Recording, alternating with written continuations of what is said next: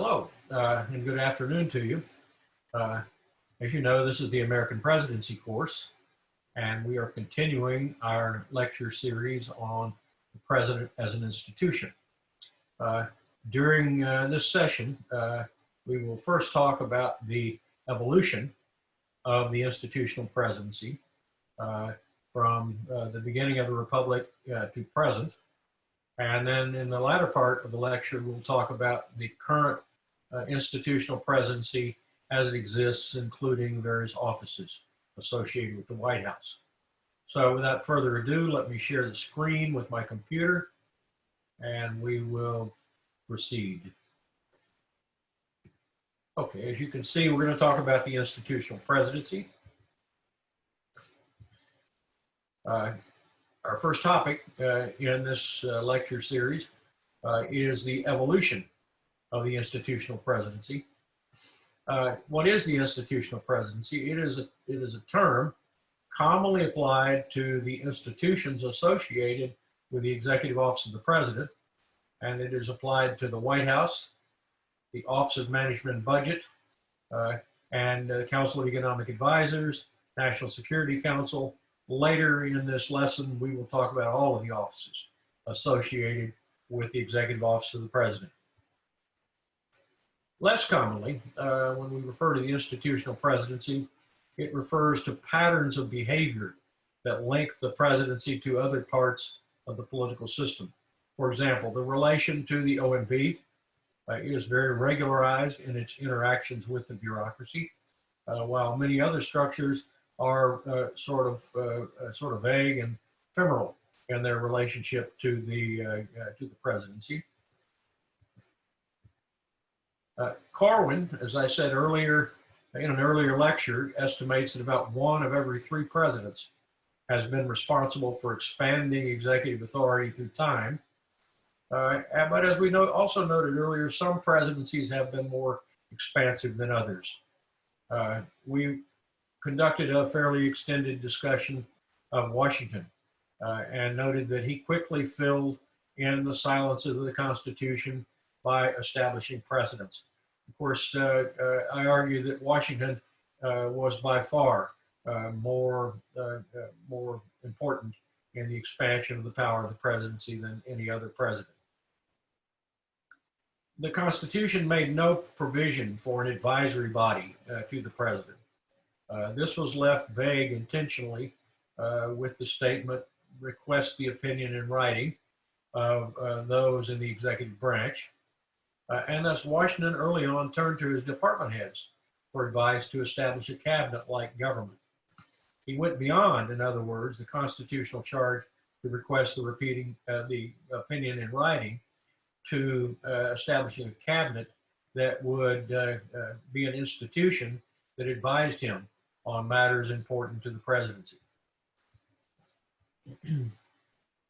In sequence, Congress, and we've gone over this before, Congress established the Department of State, Treasury, War, Post Office, and Attorney General in 1789, the Department of the Navy in 1798, Interior in 1849, Agriculture in 1862, Commerce and Labor in 1903, divided into 2 departments, Commerce and Labor in 1913, a Department of Defense in 1947, a Department of Health, Education, and Welfare in 1953, a Department of Housing and Urban Development, HUD, in 1965, Transportation a year later in 1966, Energy 1977, and then you see a division of the Department of Health, Education, and Welfare in 1980 into a Department of Health and Human Services and a Department of Education. In 1988, we saw a Department of Veterans Affairs, and then finally in 2002, we saw the establishment of the Department of Homeland Security. All of these departments were related to interest groups, with the possible exception of Homeland Security. They were responses to the pressure of groups on government. The heads of those departments, called secretaries, are the president's cabinet. And of course, this is a very important part of the institutional presidency. During the 19th century and until the mid 20th century, presidents relied extensively on cabinets for their advice. Remember our earlier discussion of the White House and how little personnel support presidents had until the F.D. Roosevelt administration. From 1787 to 1857, the president's staff was very small, and the president paid their salaries out of his own pocket.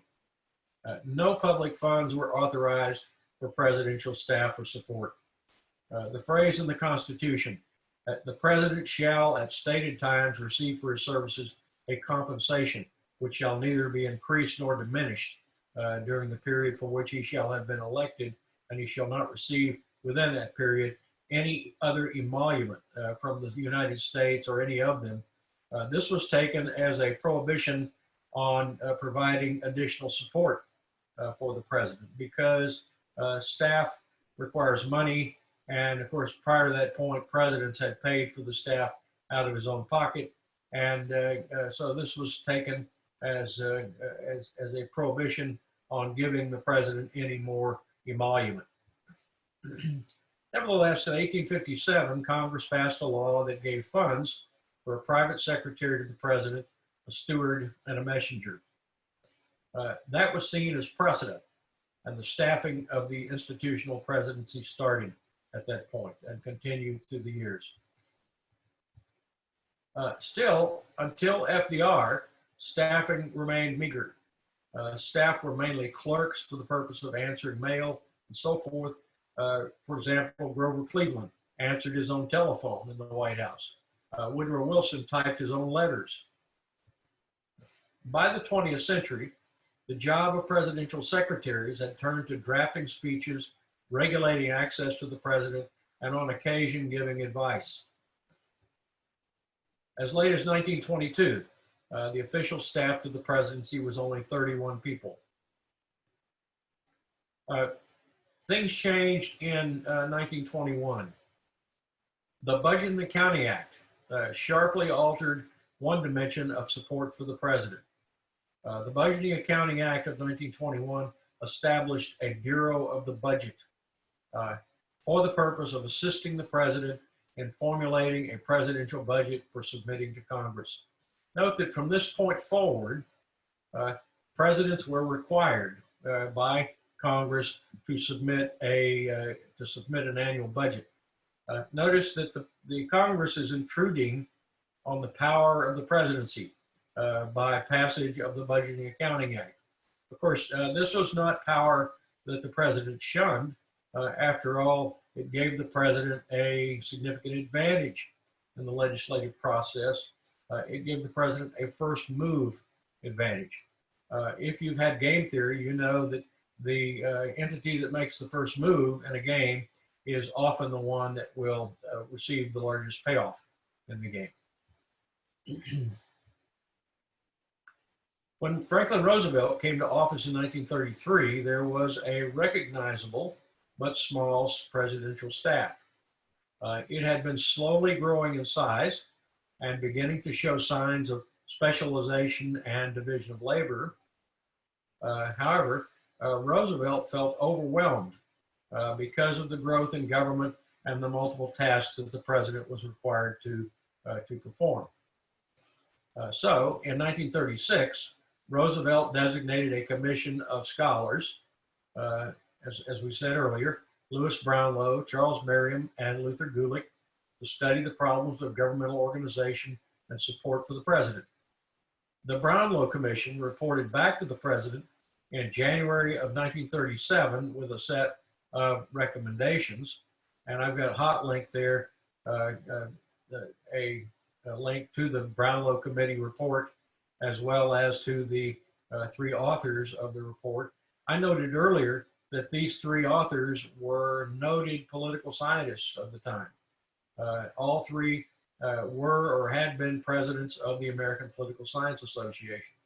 So this is the heyday of presidential, political science influence on government, and in particular the presidency. The Brownlow Report is among the most important documents relating to the evolution of the institutional presidency, and again marks the heyday of influence from the academic fields of political science and public administration. The Brownlow Report recommended the creation of a staffing system to help the president with increased executive tasks, managerial functions such as budgeting, personnel, research, planning, and efficiency, extending the merit civil service system, and finally, revision of the fiscal system, the monetary system, especially auditing and record keeping. The Brownlow Report was controversial, seen by Congress as a power grab on the part of the presidency. A much watered down set of recommendations for support of the presidency was passed by Congress in April of 1939. Note that this is 2 years after the commission issued its report. Subsequently, the Reorganization Act of 1939 gave the president authority to reorganize the executive branch subject to a legislative veto. Note that this authority to reorganize the executive branch was renewed each year all the way through 1980. So for a period of almost 40 years, the president had unilateral authority to reorganize the executive branch. Presidents frequently did that during the 39 or 41 year period associated with the Reorganization Act. What happened in 1980, obviously, was that a president was elected to office that Congress did not trust the president to conduct a reorganization in a way that would be beneficial to governmental activities, namely Ronald Reagan. There was great suspicion of Reagan and his motives if he were allowed to reorganize the federal government. So from 1980 forward, we have not seen the Reorganization Act renewed by Congress. So it's been a while. Under Reorganization Plan number 1, the Executive Office of the President was established. This plan transferred pre-existing agencies, specifically the Natural Resources Planning Board and the Bureau of the Budget, to the Executive Office of the President. The Natural Resources Planning Board was an entity that was largely responsible for implementation of important parts of the New Deal. So these agencies were moved into the Executive Office of the President. I have a hot link there to the EOP to give you a sense of what's in the EOP. Later, we will go back to this and we will look more specifically at what is in the modern EOP. The creation of the EOP marked the start of large staffing and support systems for the president. Here's a link to a history of the EOP through time. This is a Congressional Research Service report. I'm not going to go to that, but I want to just note the special dates of creation of different offices in EOP that are highlighted in the report. For example, the White House office was created in 1939. The Council of Economic Advisors in 1946. The National Security Council in 1949, the Council on Environmental Quality in 1969, the Office of Management and Budget in 1970. This change to the OMB was to dismantle the old Bureau of the Budget and create a new Office of Management and Budget to take its place that would be more accountable to the president. In 1975, you had the creation of the Office of the Special Representative for Trade Negotiations. They represent trade agreements. They negotiate trade agreements with other nations. In 1976, a year later, you see created the Office of Science and Technology Policy. 1977, the Office of Administration. That office is responsible for the administration of the entire EOP. Office of National Drug Control Policy, established in 1988. This was part of George H.W. Bush's war on drugs, and Reagan created this to sort of support the war on drugs that had been initiated by George H.W. Bush. 1993, during the Clinton administration, we see the creation of a National Economic Council. This is apart from the old Council of Economic Advisors, and this is a group that advises the presidents on economic policy. And then also the same year under Clinton, you saw the creation of the Domestic Policy Council, and they're responsible for advising the president on domestic policy issues.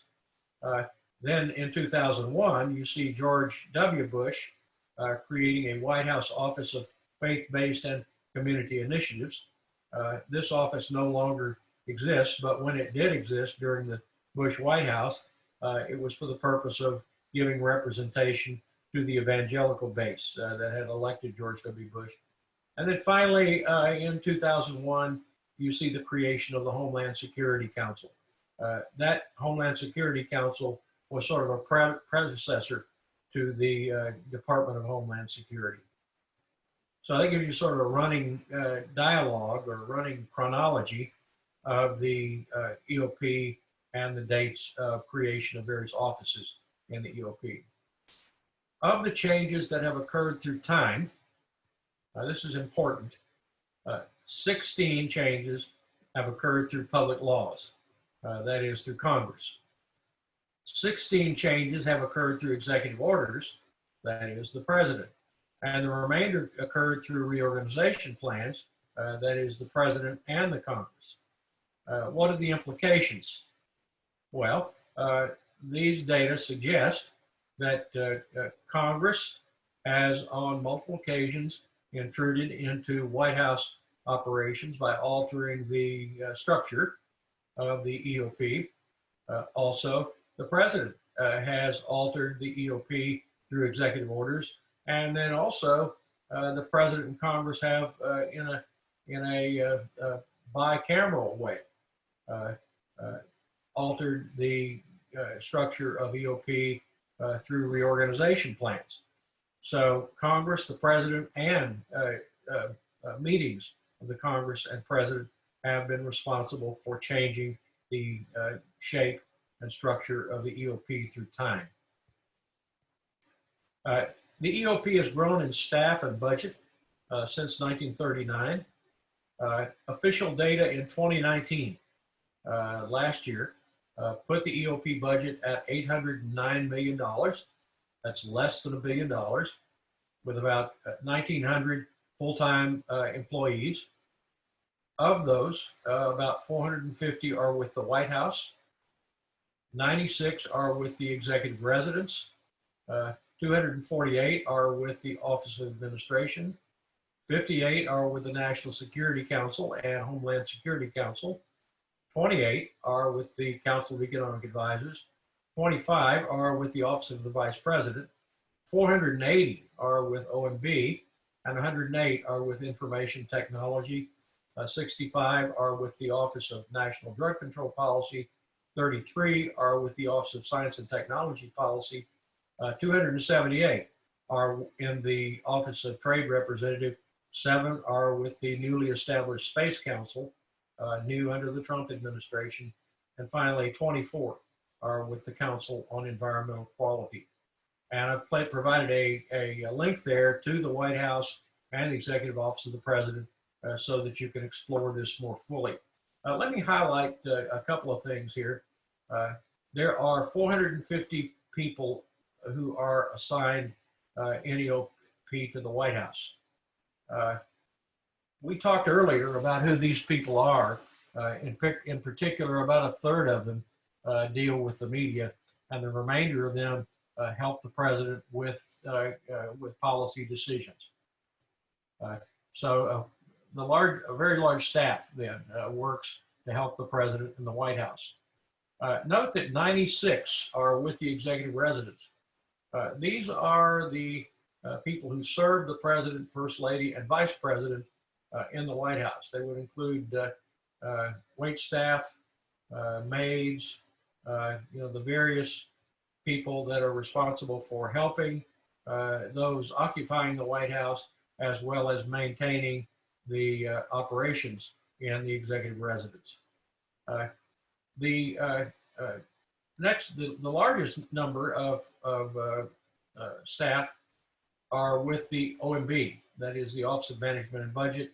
Almost 500 people serve in the OMB. They are responsible for formulating a federal budget, executing a federal budget, and auditing the budget that has recently been completed.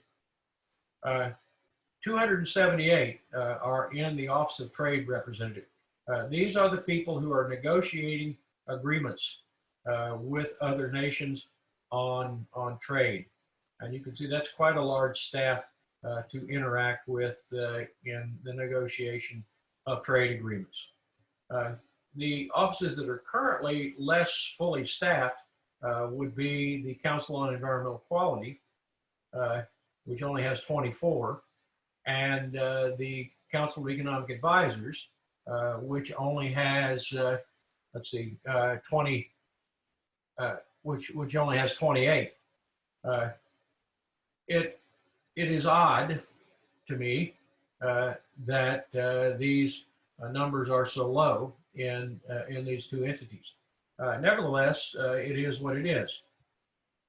The EOP is overseen by the White House Chief of Staff. The Chief of Staff is the highest ranking assistant to the President. Again, this is important.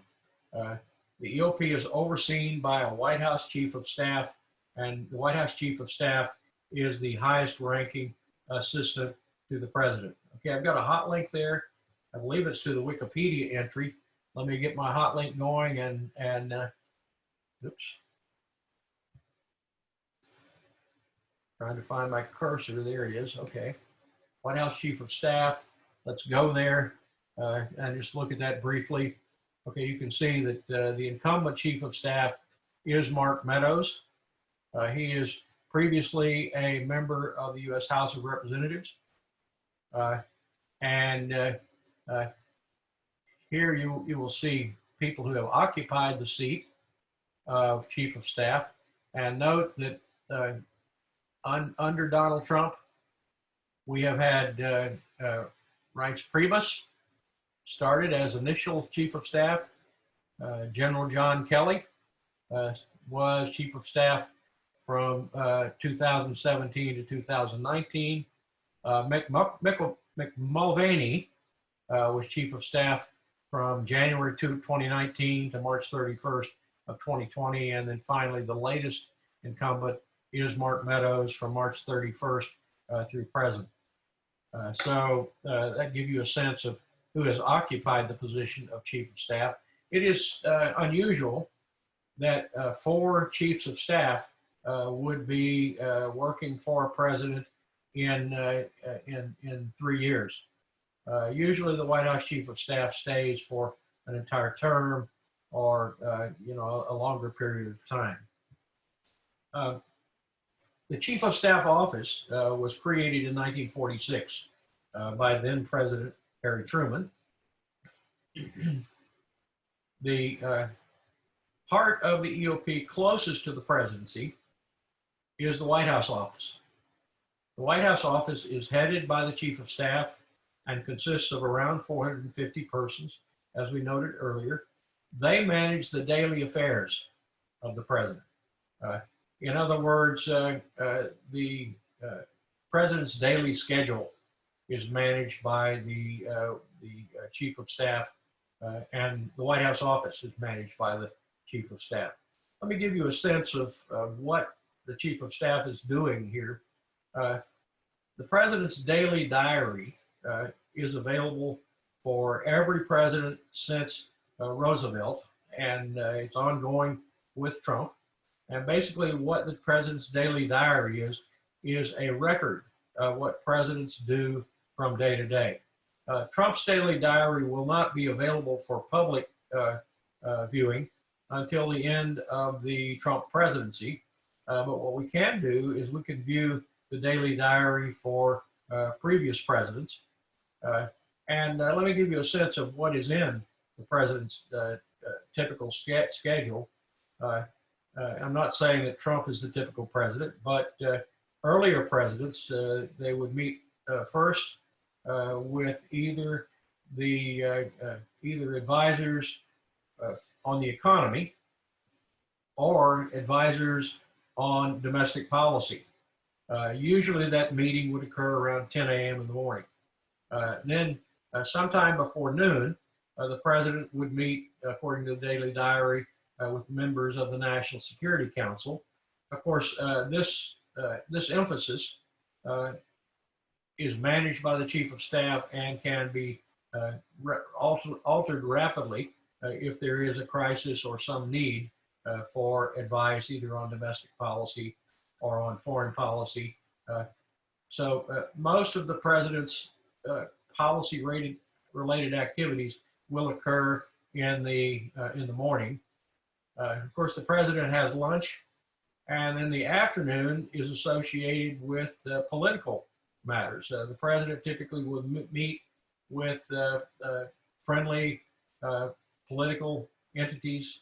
Sometimes the president will leave the White House, travel somewhere, and give a speech to a friendly interest group, and so forth. So this is the typical daily schedule of a president. Of course, we know the Trump White House is not normal, or is not representative, reflective of the activities of earlier presidents. But what I've given you is the kind of the synopsis of what's in the daily diary for prior presidents. Again, I won't be able to see Trump's daily diary until his office ends. Okay, the White House office consists of a number of sub-offices, and I've got a hierarchy here listed on the page. We start with the Chief of Staff, the top official. We then have a cabinet secretary, or the cabinet secretaries. We have the counsel to the president, the Office of Communications. We talked about the Office of Communications earlier. It is associated with the White House press secretary and of getting the president's message out. We have an Office of Intergovernmental Affairs. They deal with federal to state relationships or federal to local relationships. We also have in the White House office an Office of Legislative Affairs, dealing with Congress, an Office of Political Affairs, dealing with the public, an Office of Presidential Personnel. That Office of Presidential Personnel is responsible for the hiring and firing of people in the White House office. We have, as we talked about earlier, an Office of Public Liaison, which interacts with interest groups.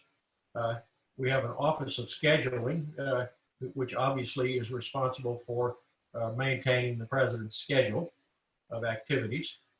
We have an Office of Special Projects, which the name gives you what's done there. Basically, anything that's going on that is a special project will be handled by that office. You have an Office of Speechwriting in the White House office.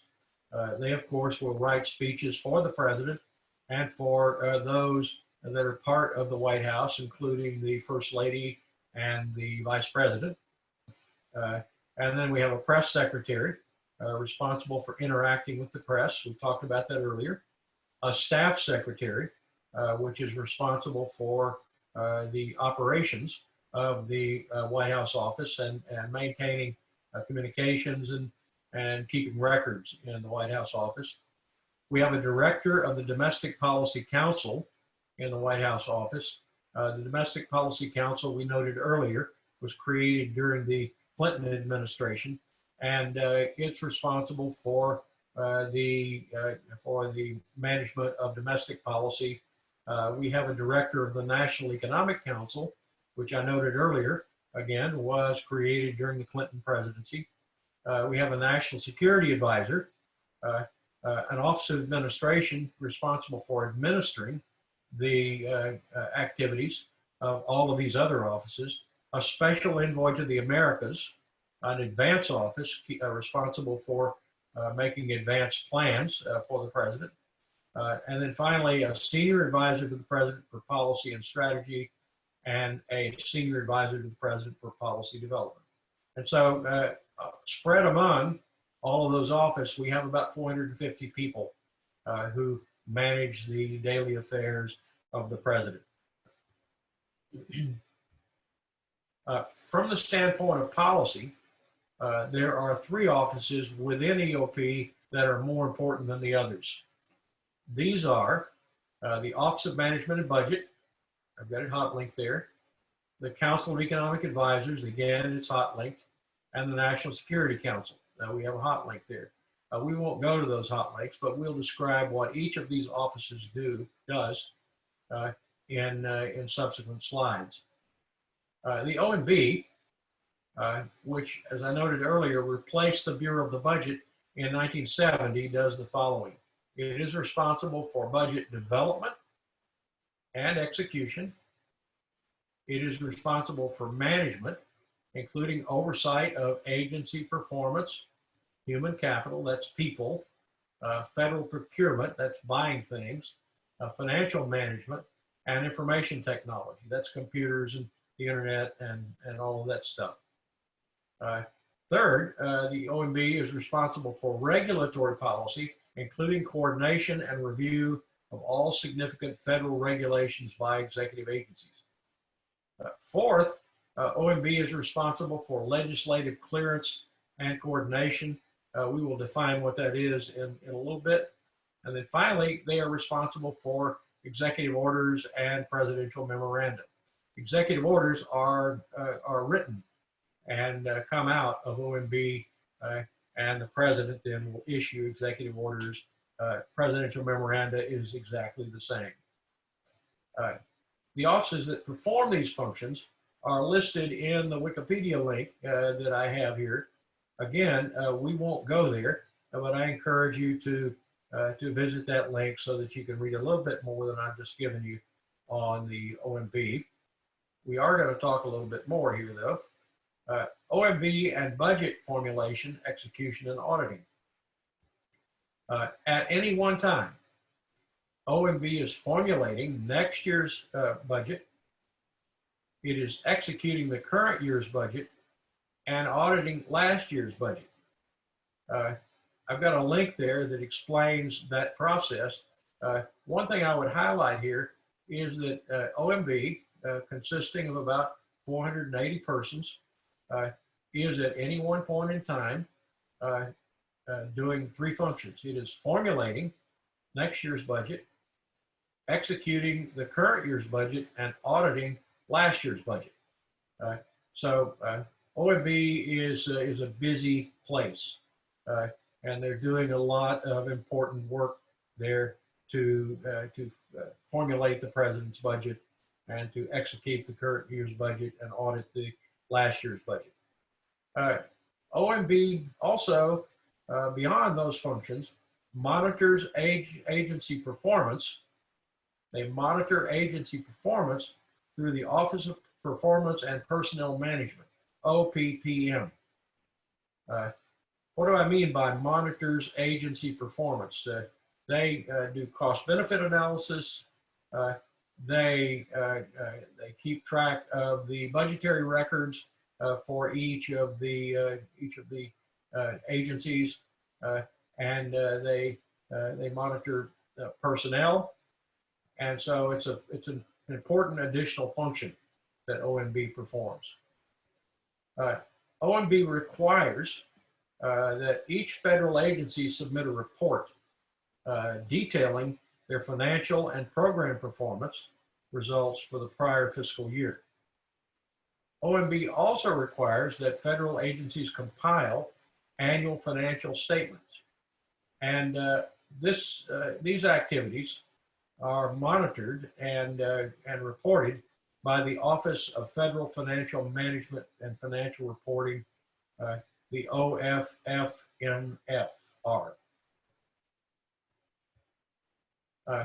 In addition to these functions, OMB performs legislative clearance. Now note, before an agency of the executive can submit legislation for consideration to Congress, it must be approved by the Legislative Reference Division, which is within OMB. The Legislative Reference Division has the important role of being the central clearinghouse across the federal government for proposed legislation and testimony by federal officials. Again, this is really, really important. It means that for any legislation to come out of the executive branch, say the EPA or OSHA or the Department of Commerce, Department of Labor, before that legislation can be sent to Congress, it has to be cleared by the Legislative Reference Division. Note that the Legislative Reference Division is a sort of filtering activity that makes sure that the proposals that come out of the executive branch are consistent with the president's program. Also, it monitors and approves testimony by federal officials.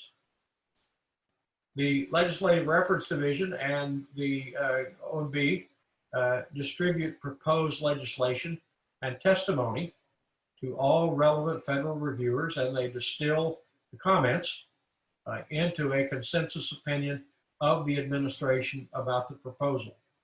So what they do is they collect information, and they get comments about the administration's position on various aspects of a proposal coming out of the bureaucracy, and then they distill those comments into a consensus opinion for the administration. The Legislative Reference Division is also responsible for writing an enrolled bill memorandum to the president once a bill is presented to, by both bodies of Congress for the president's signature. Okay, so this is really, really important. The Legislative Reference Division will write a memorandum for any bill that's passed by the two bodies of Congress for the president's signature. The enrolled bill memorandum details the particulars of the bill passed by Congress. Opinions on the bill from relevant federal departments are collected, and an overall opinion about whether the bill should be signed into law or vetoed. So presidential veto decisions then are affected by the Legislative Reference Division in the OMB. Again, this is called legislative clearance. Finally, the Legislative Reference Division issues statements of administration policy. These statements let Congress know the White House official position on any legislation that is proposed in Congress. And so you can see that this is a really important legislative function that is performed in OMB on behalf of the president. OMB also performs the function of regulatory clearance. Starting with the Ford administration, OMB has had an office that is assigned to perform cost-benefit analysis of major rules coming out of the executive branch. After the Ford administration and after the Carter administration, Executive Order 12291 was issued during the Reagan administration. What this order did was greatly accentuate this review process by creating a new office, the Office of Information and Regulatory Affairs, and making explicit which rules should be reviewed. Under Reagan's Executive Order 12291, the OIRA, the Office of Information and Regulatory Affairs, reviewed about 2,000 to 3,000 regulations a year. All presidents since Reagan have maintained that function with the definition of what constitutes a major rule being changed and made more inclusive by fresh executive orders by each new president. For example, Clinton's executive order was 12866. Clinton's executive order implied that OIRA would review fewer than 500 to 700 rules annually. Bush's executive order was 13,422. Congress overturned his order, giving OIRA additional powers. Finally, Obama's was Executive Order 13,563, which explicitly renewed Clinton's executive order. Trump issued the so-called 2-for-1 executive order that's already under judicial challenge by lawsuit. And basically what the 2-for-1 executive order did was it said that, that for each new rule that is promulgated by an executive agency, it has to do away with 2 old rules, and that the movement that would allow 1 new rule and do away with 2 old rules had to produce benefit for the government in terms of efficiency. In other words, it couldn't increase costs. And so Trump's 2-for-1 rule is what's in place now, but it is under judicial challenge by lawsuit. And it may well be, I'm not really sure where it is right now, but I think it may well be under injunction, so that it's not being implemented. Management, including oversight of agency performance and human capital, federal procurement, financial management, and information technology. These are functions that are also done by the Office of Management and Budget through its Office of Management and Budget organizations. And so look at on this website that I have linked here, look at the segment organization. Let's go there just briefly. And so if we go down to organization here, yeah, you can see the organization of the OMB, Deputy Director, Executive Associate Director, General Counsel, Legislative Affairs, Communications, Economic Policy, OPPM that we talked about, Management Operations Division, Legislative Reference Division, Budget Review Division, Resource Management Offices, and Deputy Director for Management, and so forth. So we'll leave that to you to study more extensively.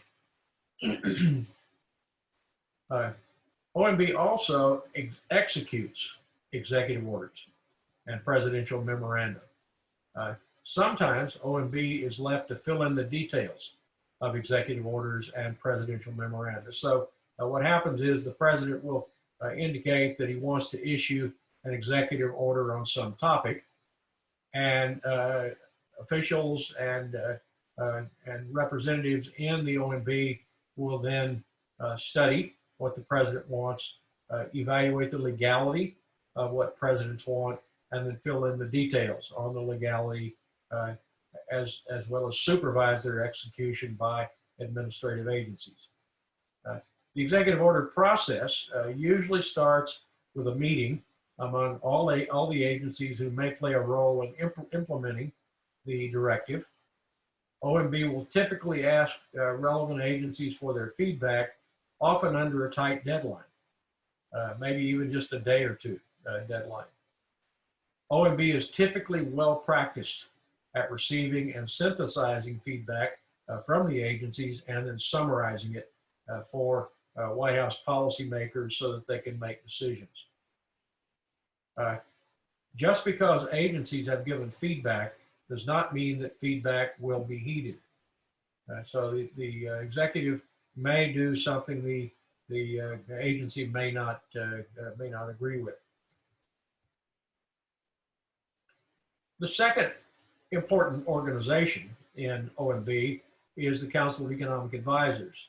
I've got it hot linked there so you can look at who's currently on it, and maybe we'll go there here briefly and just see what's on this. Here we got the staff. The chairman is an acting chairman, which means that he couldn't be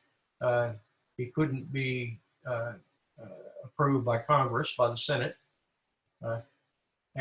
So when Trump typically when Trump has nominated someone and they are not likely to be confirmed, then he will appoint them an acting chairman. An acting chairman does not have to be confirmed by the Senate. His name is Tyler Goodspeed, and again, he's a chief economist for macroeconomic policy and a senior economist for macroeconomics. And his specialty is economic history. He's not a true economist in the normal sense of the word. He specializes in economic history, which may be why he's not been confirmed. The Council of Economic Advisors was created by the Employment Act of 1946, which charged the president directly with maintaining full employment. 3 members were appointed by the president with the advice and consent of the Senate. Trump has not appointed yet. As I noted there, he's got an acting chairman of the Council of Economic Advisors because the advice and consent of the Senate has not been positive on Trump's suggested appointees. In any case, the chair of the Council of Economic Advisors and the council itself is charged with doing the following. They assist the president in formulating an annual economic report to Congress that is required by law. Again, note, the president is required by law, by the Employment Act of 1946, to submit to Congress every year an annual economic report. That annual economic report is supposed to reflect the state of the economy. The Council of Economic Advisors also collects and analyzes economic data. So they are statisticians and econometricians. Third, they monitor federal programs for their consistency with the Employment Act of 1946 and the later Humphrey-Hawkins Act of 1978. These pieces of legislation require that the nation's federal government, headed by the president, shall promote an economy that is fully employed with minimized inflation. The Council of Economic Advisors also recommends economic policies to the president, and they provide the president with whatever economic advice he asks for. So they perform economic advisory functions for the president. The National Security Council is the third entity that is important in the EOP. The NSC was initially created after World War II because of congressional frustration with Roosevelt's management of the war. However, it was moved by President Truman to the EOP in 1949. And this was a response by the Truman administration to the onset of the Cold War. To read more about the NSC, go to the Wikipedia link that I have highlighted here. The mandate of the NSC is to advise the president with respect to integrating domestic, foreign, and military policies relating to national security. Roughly a dozen people serve on the NSC, including the president himself, the vice president, the secretaries of state, defense, and treasury, the UN ambassador, the CIA director, the chairman of the Joint Chiefs of Staff, the assistant to the president for national security affairs, the assistant to the president for economic affairs, and then finally the White House Chief of Staff. The Council of Economic Advisors and the NSC both illustrate how Congress can make its demands felt on the EOP. Both organizations, the CEA and the NSC, were congressionally created to fulfill new obligations that Congress imposed on the presidency. In the case of the Council of Economic Advisors, the Employment Act of 1946 charged the president with maintaining full employment and minimum inflation. The NSC, in turn, was established in order to give the president an advisory apparatus for national security. The vice president and first lady are also closely associated with the White House.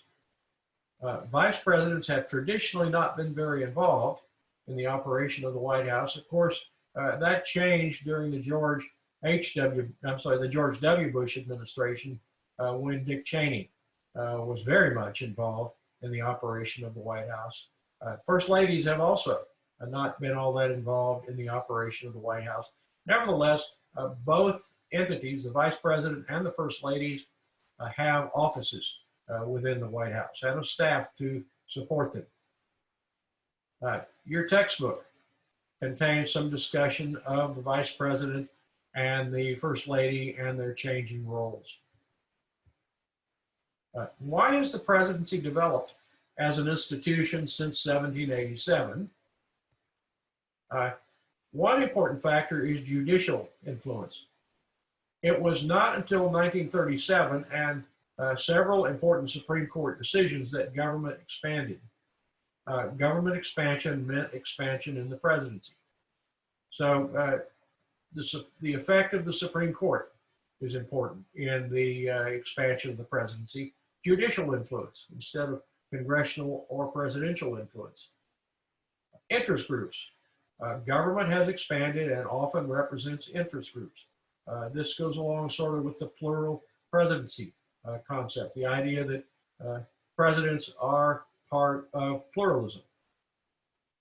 It's expanded as a result of presidential initiatives. And certain presidents have been more influential than others in this regard. Washington, Jefferson, Jackson, Teddy Roosevelt, Woodrow Wilson, Franklin Roosevelt. These are presidents who expanded presidential institutions. Expansion through statute. First example of that, the Budgeting Accounting Act of 1921. Many later examples. Okay, if we think about staffing the executive office of the president,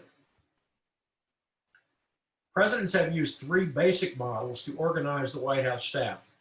These are the collegial model, which was used by Kennedy. Carter and Clinton both began with the collegial model, but then moved to a more hierarchical model. Another model that has been used, the competitive system, this was used by Roosevelt, and then the formal centrally managed system used by Eisenhower and Reagan. The collegial system involves a small group of aides who work informally together to advise the president, plan and coordinate administration positions and responses. The key ingredient here is working together, a team approach. The idea is to generate loyalty without centralized control. Most collegial staffs come directly from the president's campaign, so they tend to be what you could call true believers. On the downside, these individuals tend to lack experience. Also, on the downside, the team may be too cohesive. Their perceptions may be too uniform, so that the president doesn't get the gamut of advice that they need. They suffer from potential groupthink. Was that a phenomenon that led to the Bay of Pigs fiasco? Was that a phenomenon that led to Vietnam? Or the White House response to the Iraqi invasion of Kuwait? Scholars have argued that that is the case. Then there's the competitive model. The competitive model occurs when the president broadly seeks advice from those who actually are adversaries. The president staffs the White House with members of both political parties. Adversaries, of course, have a strong incentive to flesh out all of the information. And then what the president will do is collect information, analyze it, and make a decision. The problem with this model is that only Roosevelt was adept enough to use it. Roosevelt indeed did surround himself with, with political advisors who were from both political parties. He had Republicans and Democrats in his cabinet and in his advisory staff, and he employed this competitive model by getting them to argue in his presence, and to he would then collect information, analyze it, and make a decision. So that's the competitive model. Finally, there is the centrally managed hierarchical model. Under this model, all information is directed upward through a rigidly organized hierarchical system in which a single presidential advisor filters information to the president. This is going to be the chief of staff doing that. All the homework is done below. All the decision making is done above. The problem with this is that it can be too efficient, so that decisions are already made before they reach the president. And so this aggravates the tendency toward isolation for the White House.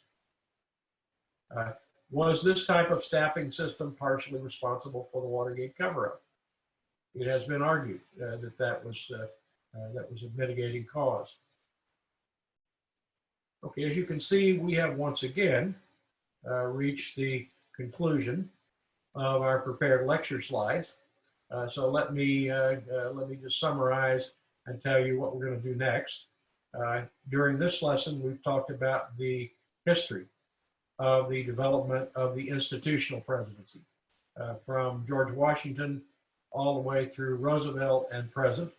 We've also talked about the current organization of the executive office of the president, and the important offices in there are the OMB, the Office of Management and Budget, the Council of Economic Advisors, and the National Security Council.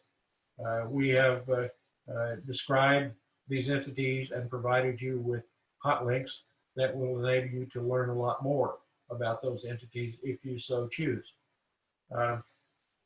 Finally, we concluded with a brief discussion of why the White House and the Executive Office of the President have expanded so much through time. So where are we going next? We're going to talk about the President and his involvement in the policy-making process. Specifically, we will talk about the President and Congress, and the President and the Judiciary during the next two lectures. I hope that you have consumed the materials in this lecture, and that you enjoy your time between now and our next meeting. And so I'll sign off and meet with you in a few days.